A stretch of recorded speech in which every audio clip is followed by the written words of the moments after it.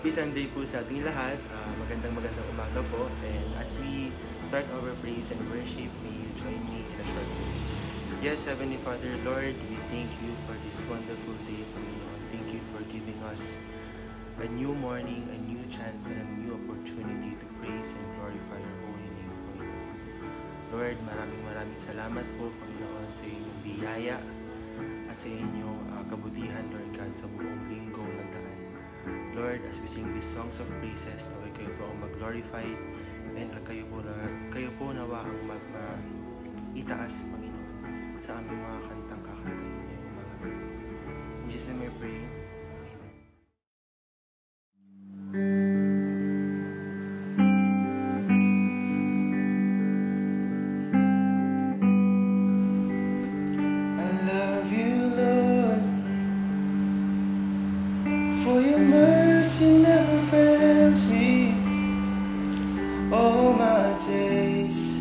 I've been held in your hands from the moment that I wake up till I lay my head. I will sing of the goodness of God. All my life you have been faithful. All my life you have been so good. With every breath that I am able, I will sing of the goodness of God. I love your voice. You have led me through the fire in darkest night. You were close like no other. I know you as a father, I know you as a friend, and I have lived in the goodness of God. 'Cause all my life you have been faithful. All my life you have been so good. With every breath that I am able, I will sing of the goodness of God. I will sing of the goodness of God. Your goodness is running out, it's running after me. Your goodness is running out, it's running after me. With my life laid down, I'm surrendered now. I give you everything. Your goodness is running out, it's running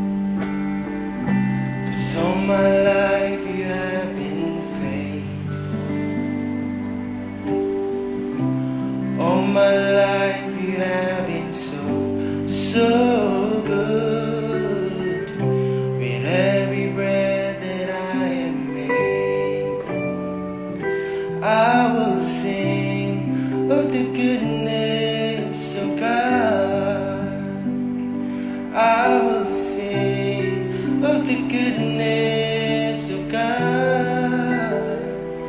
I will sing of the goodness of God.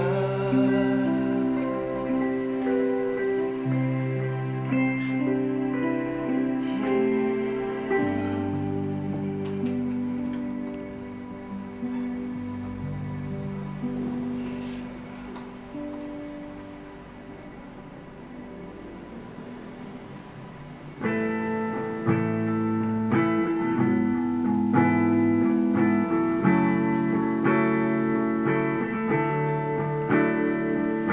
Falling on my knees in worship, giving all I am to seek your face. Lord, all I am is yours. My whole life I place in your hands. God of mercy, humbles, I bow down in your presence at your throne. 'Cause I call, you answer,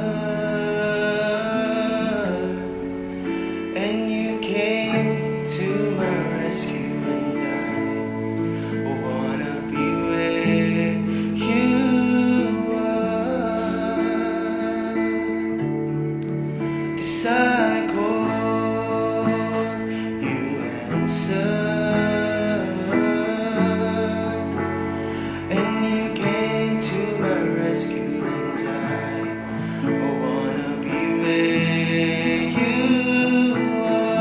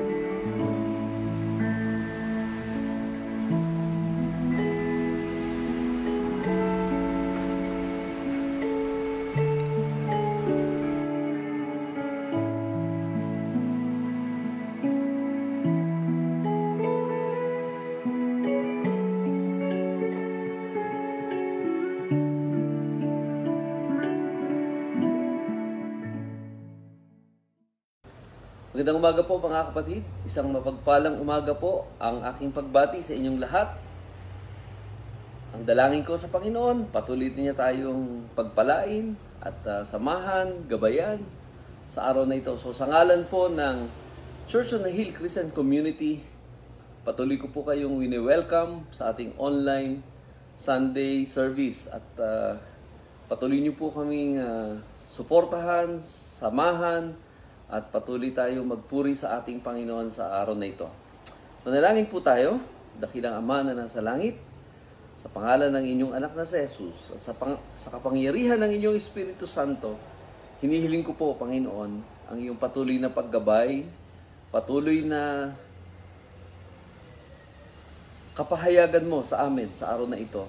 Hinihiling ko po na ang iyong Espiritu Santo ay malayang kumilos sa aming kalagitnaan. At nawa po, O Diyos, ay patuloy naming madama ang inyong nararamdaman at makita ang iyong kalooban. Kaya nga, Panginoon, sa iyo namin pinagkakatiwala ang araw na ito. Ito po ang aking dalangin sa pangalan ng inyong anak na si Jesus. Amen. Ang tanong ko po sa inyo sa umagang ito, mga kapatid, mayroon ka bang true love? Parang month of February na po, pero hindi po yun ang ibig kong sabihin, yung tungkol sa romantic love. Bawat isa po sa atin ay nangangailangan ng tunay na pagmamahal. Everyone wants to be loved. Yan po yung tinatawag na the crying need of every human heart. Yung talagang tayo ay makadama ng tunay na pagmamahal.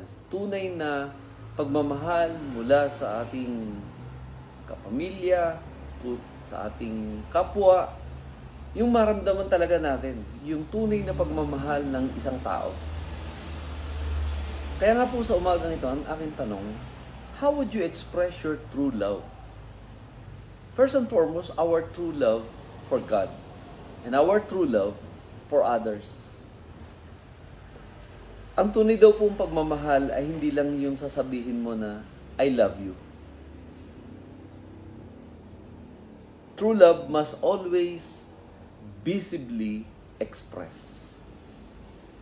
Kaya kung sinasabi mo lang yung pagmamahal mo pero hindi mo pinapakita, hindi po yung tunay na pagmamahal.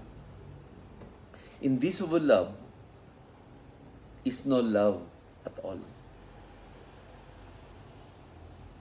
Kaya nga sa umagang ito, ang aking hamon at ang aking challenge, paano ba natin maipapadama yung ating pagmamahal? So, ang title ng aking ibabahagi is How to Exhibit True Love. Alam nyo, lalo na po sa panahong ito, mga kapatid, marami ang mga tao ang naglolong. Nagnanais sila na maramdaman nila yung pagmamahal. Yung pagmamahal ng gobyerno sa kanila, yung pagmamahal ng mga leader sa kanilang mga tauhan, yung pagmamahal ng kanilang pastor sa kanilang mga member, yung pagmamahal ng magulang sa kanilang mga anak, and vice versa, yung mga pagmamahal ng mga anak sa kanilang mga magulang. Lahat tayo, mga kapatid, without exception, lahat tayo ay nagnanais na maramdaman yung pagmamahal na yun. Kaya nga sa umagang ito, paano mo maipapadama yung tunay na pagmamahal? Yun yung aking hamon sa umagang ito na gusto kong bigyan ng diin. So buksan po natin ang ating mga banal na kasulatan sa Book of Luke, chapter 10, 25 to 37. At dito po natin makikita yung kung paano natin maipapadama yung tunay na pagmamahal. So ito pong istoryang ito ay very familiar to all of us. Pero maring ilang beses nyo nang narinig yung pangangaral tungkol dito. Pero meron pa rin po tayong makikitang mga prinsipyo rito na maaari nating tularan. Kaya nga sa umagang ito, buksan po natin sa Luke chapter 10, 25 to 37. So ganito po yung sinasabi sa banal na kasulatan. And a lawyer stood up and put him to the test, saying, Teacher, what shall I do to inherit eternal life? And he said to him, What is written in the law? How does it read to you?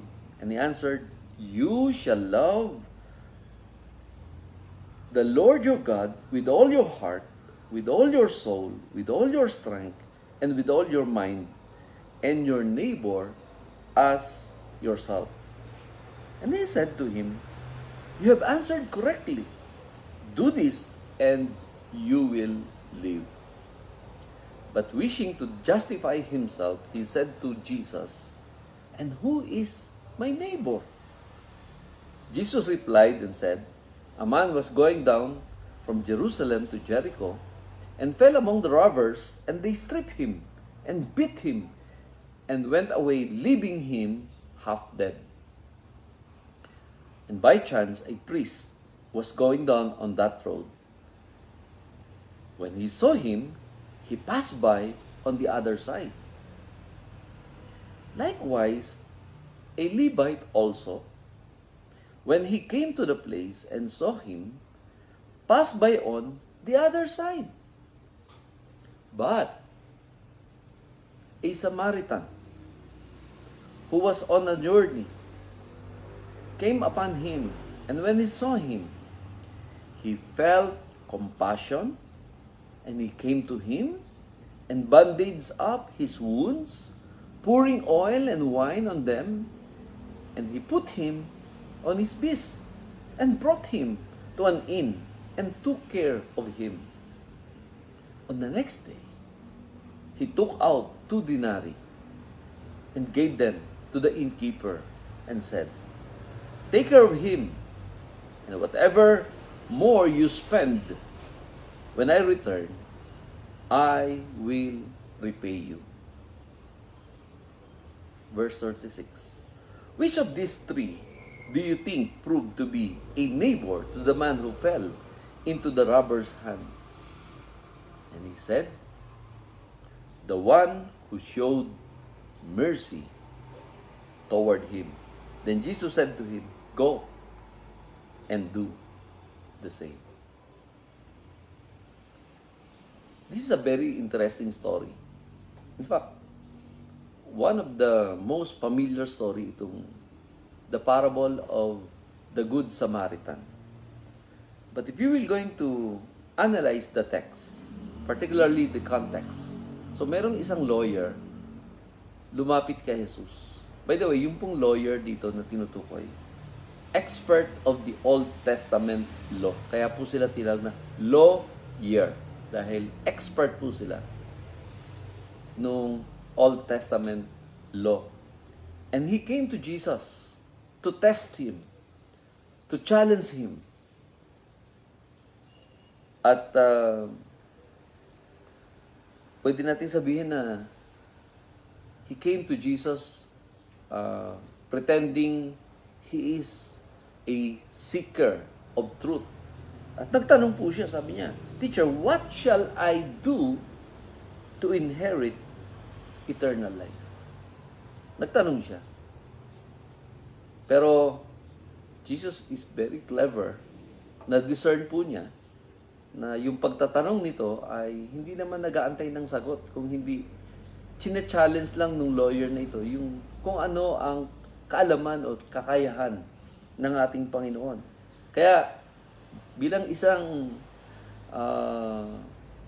teacher, sinagot din niya sa pamamagitan ng pagtatanong. At in fact, hindi lang isang tanong ang ibinato ng ating Panginoon, 2 pang tanong. Sabi niya, what is written in the law? So siya na ngayon ang nagtatanong, si Jesus na ngayon ang nagtatanong. At hindi pa siya nakontento sa isang tanong, sinundan pa niya ng pangalawang tanong. Sabi niya, how does it read to you? So baliktad na. Mukhang si Jesus na ang nagtetest doon sa lawyer. At of course, pa-impress tong lawyer. Sabi niya, verse 27, You shall love the Lord your God with all your heart, with all your soul, with all your strength, and with all your mind, and your neighbor as yourself. So, nakasagot po ng maayos yung lawyer. Ngayon, sabi ni Jesus sa kanya, Very good. You have answered correctly. Do this, and you will live. So, very good, sabi ni Lord. You answered correctly. Marami kang alam. Subalit, kulang ka sa application. Kaya nga sabi dito, do this and you will live. Alam nyo, sa punto pa lang pong ito mga kapatid, makikita na natin na hindi sapat po yung marami ka lang alam. Marami po sa atin ay marami lang alam. Subalit kulang sa application. Kaya nga po sa puntong ito, yung bang, di ba may kasabihan, much is given, much is required. So, we are requiring, God is requiring much to those who have received much. Marami kang alam, so yung kaalaman mo, dapat i-apply mo sa iyong buhay. So, yung iba po, marami lang talagang knowledge, pero kulang sa wisdom. Yung po kasing wisdom is how to apply the practical knowledge, yung wisdom. So, I think, yun po yung isang malaking hamon ngayon sa simbahan, o sa mga Kristiyano in particular, na kung saan, hindi sapat yung marami ka lang alam. Ang kailangan ay meron kang maipakitang ebidensya na talagang yung kaalaman mo ay ina-apply mo sa iyong buhay. Alam nyo po, dito po sa ating bansa, marami pong mga Kristiyano, maraming alam sa salita ng Diyos, maraming nangangaral. Subalit, ang kulang po ay yung application kung paano ipapamuhay yung kanyang kaalaman. At nakakalungkot pong isipin na marami po sa mga churches o Kristiyano ay hindi naka-immerse o engage into the affairs of our society, yung the illness of our society. So, mapapansin po natin na bakit talamak pa rin ang korupsyon dito sa Pilipinas? Bakit ang dami pa rin problema na ating kinakaharap pero parang walang aksyon na nangyayari? Nasaan yung mga Kristiyano? Halimbawa po, sa mga government agency na kung saan talamak yung corruption. Ang tanong, nasaan yung mga Kristiyano sa lugar na yun? Ano ang kanilang ginagawa? Meron ba silang ginagawa bilang pagmamalasakit nila sa ating pamahalaan o sa ating bayan? Mukhang nada-dichotomize po natin yung ating belief doon sa ating behavior. Nada-dichotomize natin yung ating doctrine doon sa ating deeds. So kung walang application, it's merely head knowledge po, mga kapatid. So I think even yung mga churches po, mga kapatid, even the church of today, yun po yung kailangang ipakita natin, mga kapatid.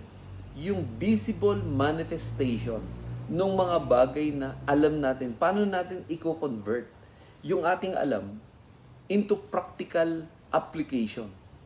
Kaya nga sa umagang ito, yun po yung aking challenge, na kung saan, hindi lang po, alam nyo, hindi lang po puro words.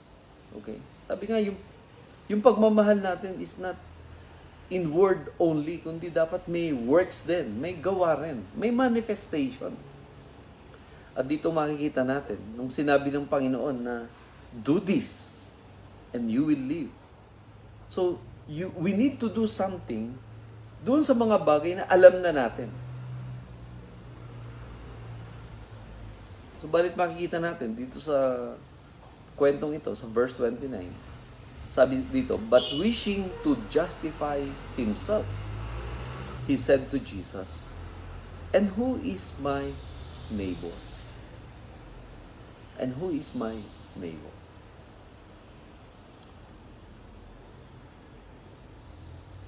Who is my neighbor that I need to love? So, yun yung malungkot po dito, no? Yung bang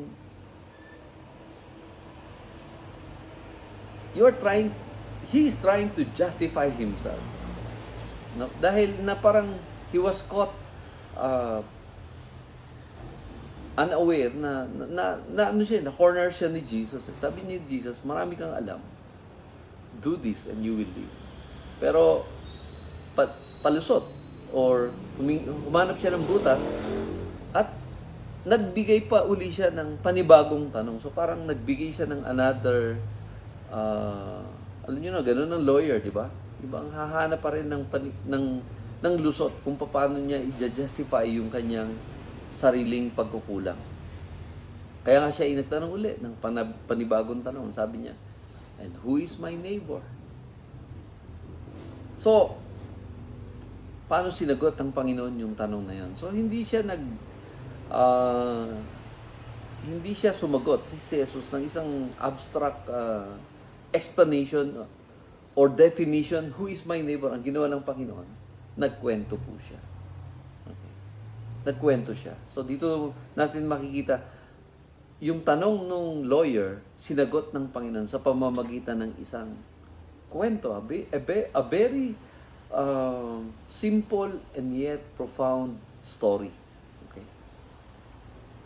Sabi rito, and Jesus replied and said, a man was going down from Jerusalem to Jericho. So meron isang tao naglakbay mula sa Jerusalem, mula sa mataas na lugar ng Jerusalem, going down to Jericho. Subalit, along the way, he fell among the robbers. So may mga bandits, may mga robbers. Okay? At ang sabi rito, hinubaran siya, binugbog siya, at iniwan siya half dead. So try to visualize in your imagination yung description ng pangyayaring ito. So nagkaroon ng isang krimen. Okay. Na kung saan hinubaran siya, binugbog siya, at iniwan siya half dead. Bugbog sarado po siya, mga kapatid. At nawalan po siya ng malay. Yun ang sabi ng storyteller na si Jesus. Now, along the way, by chance, a priest was going down on that road. A priest. He's servant of God. He is working at the temple as a priest. Okay? When he saw him, he passed by on the other side. Probably, itong priest na ito na dumaan at nakita niya yung taong half dead. Probably, nakita niya, nandun lang sa gilid ng karsada. He doesn't want to get involved. Why? Baka late na siya dun sa kanyang appointment. Baka magpipreach pa siya about love dun sa temple bilang priest. Magtuturo pa siya about love. Subalit, iniwasan niya. Sabi dito, he passed by on the other side. Likewise, a Levite. So another servant in the temple, a Levite. Okay, a Levite. When he came to the place, he saw him and passed by on the other side. So isang Levite po, mga kapatid. Siya rin ay isang lingkod ng Diyos. Probably he is also in a hurry to serve in the temple. Okay? And he has a ministry task to attend to doon sa temple, kaya siya nagmamadali. And he doesn't want to get involved. And he doesn't want to risk his own life. Baka mapagkamalan pa siya. Ayaw niya makialam. Natatakot siya na baka mapagbintangan pa siya na siya yung gumawa ng krimen na yun. Kaya ang ginawa na lang po niya, iniwasan niya. Nilampasan niya. Hindi niya binigyan ng atensyon, hindi niya binigyan ng panahon yung nakita niyang lalaki na nakahandusay doon sa tabi ng karsada. Subalit, isang Samaritana. Sabi dito, but a Samaritan, the least expected people na maaring dumaan sa lugar na yon, na maaring gumawa ng paraan upang makatulong doon sa nakahandusay na tao. The least expected one. And yet, itong Samaritan na ito, ang sabi ng banal na kasulatan, who was on a journey. He was on the journey as well. Katulad ng priest, katulad ng Levite. He was on a journey. Pero pansinin po natin yung mga action word na ginawa dito nitong Samaritan na ito. Sabi rito, he came upon him. So nilapitan niya. Okay? He came upon him. And when he saw him, he felt compassion. And he came to him. To the rescue. Ni-rescue po niya. He came to him. And bandaged up his wounds. So marunong siya ng first aid. Okay? Ayaw niya na makontaminate yung sugat ng wounded man na nakita niya na doon sa kalsada. And bandaged up his wounds, pouring oil and wine on them. So, meron siyang dala-dalang wine and oil. Probably he is a merchant. Isa siyang negosyante na meron siyang dalang kalakal niya. Pero ang ginawa niya, ginamit niya yung resources na meron siya. Ang sabi dito, pouring oil and wine on them. And he put him on his own beast or donkey. Okay? So meron siyang sasakyan. Yung wounded man, ang kanyang pinasakay dun sa kanyang beast. And brought him to an inn and took care of him. Ito pa, mga kapatid. Hindi lang niya basta dinala to an inn. Okay? On the next day. So it took him at least 2 days. On the next day, sabi rito, he took out 2 denarii and gave them to the innkeeper. Alam niyo po ba ang denarii is considered 2 days wages? Kasi during that time, ang wages is 1 denarii per day. So 2 days salary nitong taong ito, ininvest niya para dun sa wounded person na hindi naman niya kakilala. At ang sabi pa niya, dun sa innkeeper, take care of him.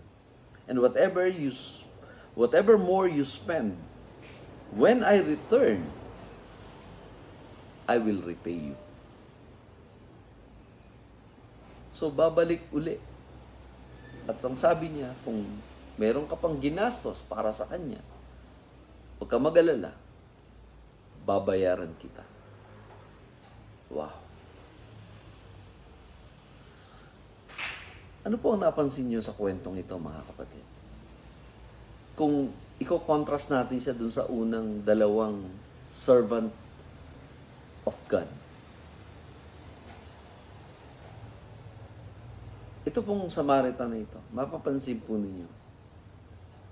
Nagbigay siya ng, si Jesus ay nagbigay siya ng 10 action words na ginawa nitong Samaritan na ito para lang tulungan yung wounded person na ito.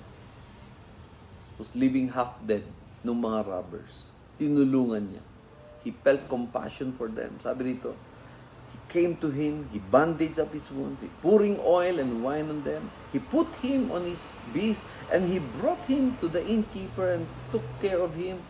And the next day he took out 2 denarii and gave them to the innkeeper. And he said, take care of him. Whatever you spend, when I return, I will repay you.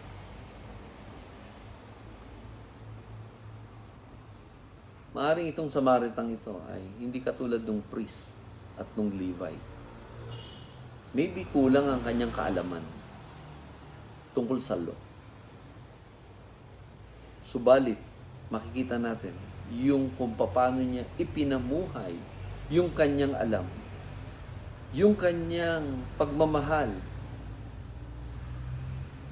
dito sa taong ito. Remarkable, mga kapatid. Dito natin makikita. At ito po yung pinaka-application natin sa umagang ito. Ano bang ibig sabihin ng tunay na pagmamahal? Paano natin maipapakita yung tunay na pagmamahal? Una, mga kapatid, true love has no boundaries. Ang tunay na pagmamahal has no limitations or boundaries. Okay? True love has no boundaries. You know, sa kalagayan po ng kanilang lipunan sa panahon na yon, societies in biblical days were strongly tribal. Okay? You identified with your people. Jews for the Jews, Samaritan for the Samaritans, Gentiles for the Gentiles. So ano po nila, limited ng kanilang pagkakawang-gawa, pagtulong sa kapwa. Ang pagtulong ng isang Hudyo ay para lang sa mga Hudyo. Pagtulong ng isang Samaritan ay para lang sa mga Samaritan. At pagtulong ng mga Hentil ay para lang sa mga Hentil. So makikita po natin dito, mga kapatid, isang Samaritana, he crossed the boundaries. Regardless dun sa race, color, culture, language, it doesn't matter. He crossed the boundaries. Okay. Tayo po, mga kapatid, by nature and by instinct, we are all tribal. Yung bang meron tayong sariling prejudice. Nagtatangi po tayo ng mga tao. Meron tayong kaisipan kuminsan na hindi ko siya kalahi. At more so, hindi ko siya kakilala. At wala akong pakialam sa kanya. Nagiging very indifferent po tayo, mga kapatid. Dahil nga, kuminsan, nalilimitahan tayo. Nililimitahan natin yung kung sino lang yung gusto nating tulungan. So dito makikita natin, ang tunay na pag-ibig has no boundaries. Regardless kung stranger yung tao, regardless kung anong kulay ng kanyang balat, o ano man ang katayuan niya sa buhay, regardless. So true love has no boundaries. Pangalawa po, mga kapatid, true love has no reservations. Ang tunay po na pagmamahal has no reservation. Let me cite an example or an illustration. One time po, ako po, si Olive, si Jairus at ilang mga kabataan, nagta-travel po kami dito sa malapit po sa cathedral, malapit po dun sa simbahang Catholic. Okay. And napansin po namin, merong isang commotion na nangyari. Along the way, habang ako po yung nagdadrive, nakita namin na merong isang kabataan na parang binugbog ng dalawang kalalakihan. At talagang bumagsak po yung isang kabataan. At itong aking anak, sabi niya, Dad, sandali lang. Nakita niya kasi na nakahandusay yung batang lalaki na naging biktima. And he found out na yung batang yun ay ninakawan pala, inagawan ng tablet nung dalawang kawatan, nung dalawang magnanakaw. At binubog siya hanggang sa kinuha yung tablet. Ang ginawa ni Jairus, excuse me, tinulungan po niya. At bilang isang medical student, ginawa niya yung kanyang magagawa. At to make the long story short, dinala po namin sa ospital dahil meron pong mga galos yung bata at kailangan mabigyan po siya ng medical attention. Tapos kami pong mag-asawa, nung makita namin yung naging behavior o action ni Jairus, nagkatingin na lang po kaming mag-asawa. Oo nga, meron na tayong isang anak na doktor. Okay, na talagang ginampanan niya yung kanyang tungkulin. para tulungan yung mga nangangailangan. You know, and we are very proud for our son sa kanyang ginawa na yun. True love always seeks to benefit the one loved. Yun po ang tunay na pagmamahal. Ang tunay daw na pagmamahal, always seeking the benefit of the other. Okay? It doesn't ask first, what am I getting out of this? Hindi ka concerned kung anong mapapala ko ba rito. Ano ba makukuha ko dito kung gagawin ko to? Sometimes, sa pagtulong natin kuminsan sa ating kapwa, napipigilan tayo, nagkakaroon tayo ng reservation na tumulong. Kasi lagi nating iniisip, ano ba mapapala ko dito? Ano ba makukuha ko dito? True love does not seek his own. Yun ang sabi sa 1 Corinthians 13:5. But rather that which is beneficial to another. So katulad dito sa kwentong ito, probably nasa isip ng priest. Ano ba mapapala ko dito? Mukhang patay na to. O sabi rin ng Levite, ano ba mapapala ko dito? Baka mapagkamalan pa ako. Baka ako pa mapagbintangan. Baka masangkot pa ako dito sa krimen na ito. Pero itong Samaritan na ito, mga kapatid, wala siyang, there's no iota of hesitation or reservation. Ginawa niya yung dapat niyang gawin para tulungan yung wounded, half-dead person na nakita niya na nakahandusay dun sa daan. So, hindi niya inisip yung kanyang sarili, kung hindi ang inisip niya yung kapakanan ng taong nangangailangan. He doesn't care dun sa kanyang effort. He doesn't care about yung time na in-spend niya. He doesn't care dun sa mga resources na meron siya. He doesn't care about his reputation. What matters to him is matulungan niya yung nangangailangan. At yun ang mahalaga sa kanya. Yung maipadama niya yung pagmamahal, maipadama niya yung concern niya, maipadama niya yung pagtulong niya dun sa taong nangangailangan. So, true love, sabi nga sa inyo, has no boundaries. And true love has no reservations. And true love has no conditions. Has no conditions. True love is not tied to the worth of the person being loved. Sino ba? Yung wounded person na yun. Una-una, stranger. Hindi niya kakilala. Wala siyang relationship. And probably, that person is a Jew. So dito makikita natin, isa siyang Samaritan. Probably, isang Jew yung wounded person, and yet, he crossed the boundary. Tinulungan niya pa rin. Probably, iba yung color ng kanyang skin. But it doesn't matter. It doesn't matter. Ang tunay daw pong pagmamahal, hindi nakatali tungkol sa kung sino yung iyong tutulungan. And Jesus is an example for all of us, brothers and sisters. Jesus did not wait until we got better to die for us. So si Jesus hindi siya inantay na maging mabuti yung ating kalagayan bago siya namatay para sa atin. Okay. He died when we were in our most unloved state.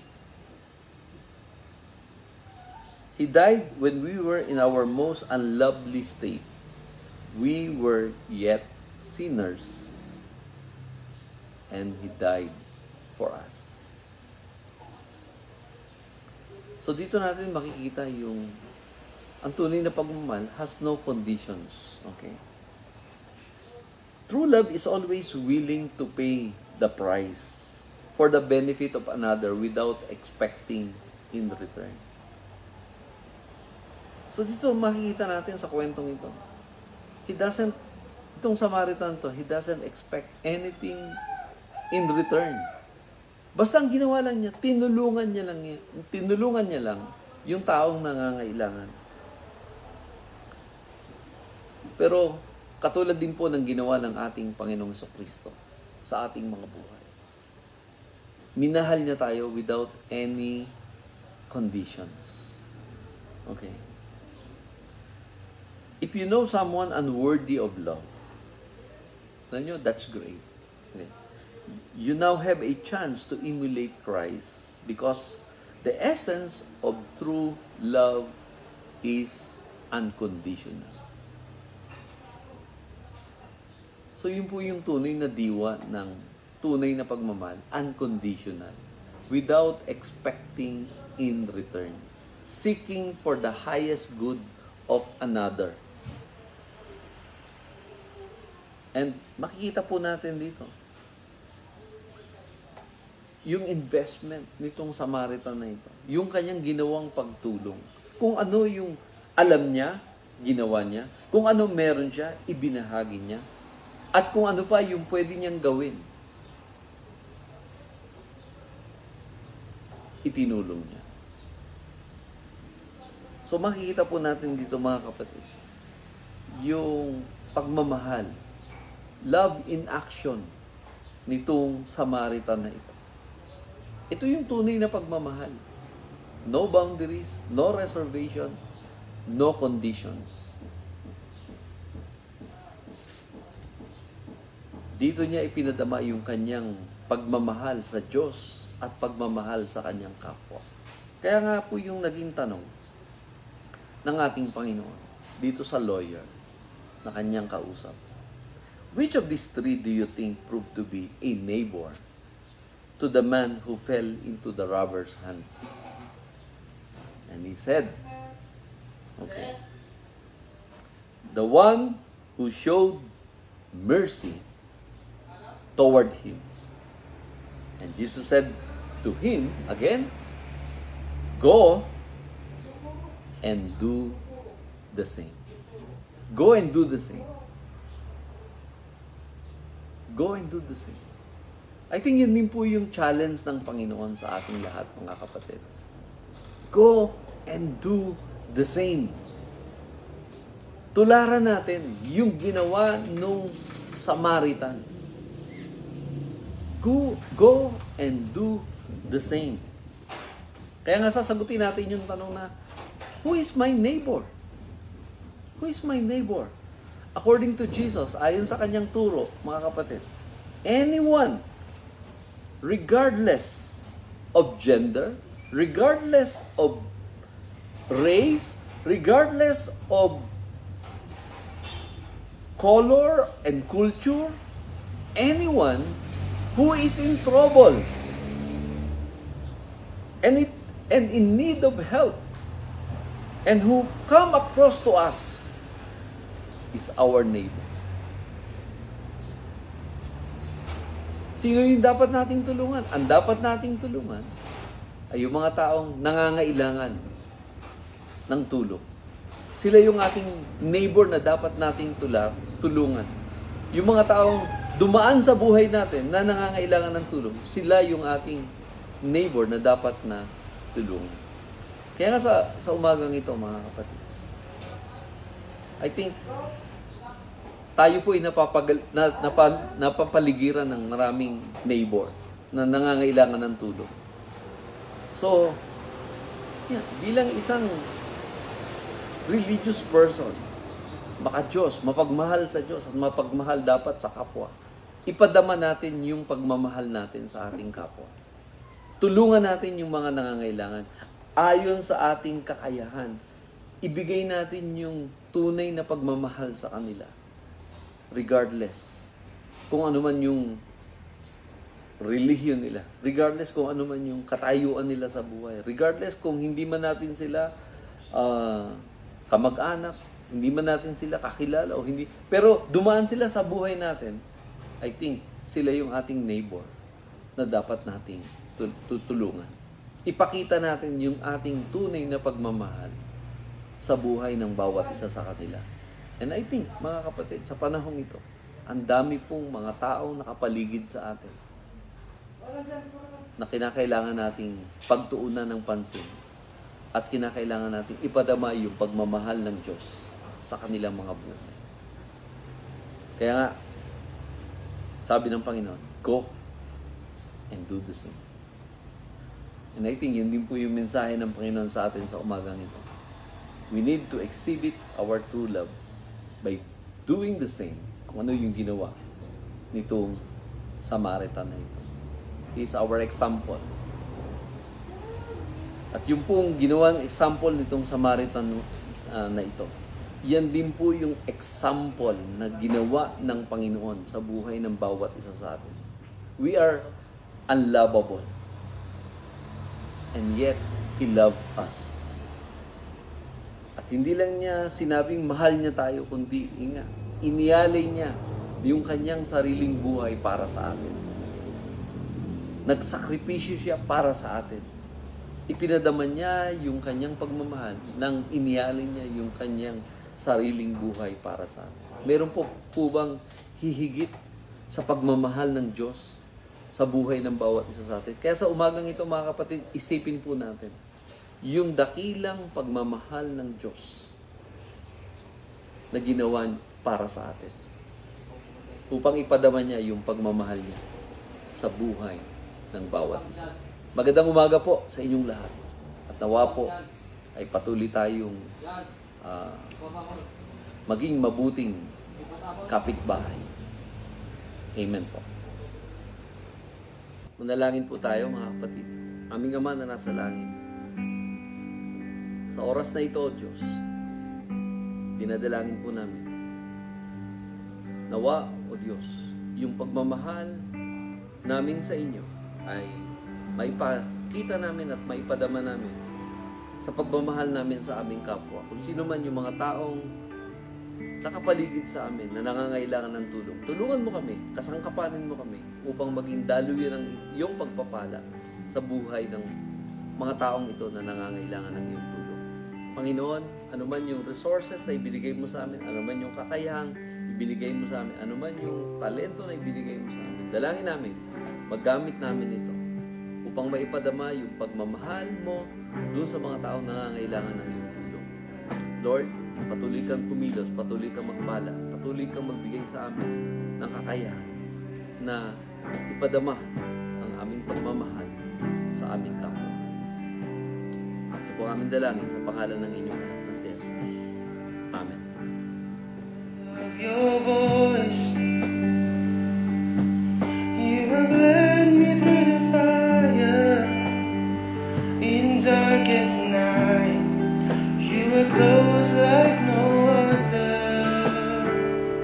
I know you as a father, I know you as a friend, and I have lived in the goodness of God.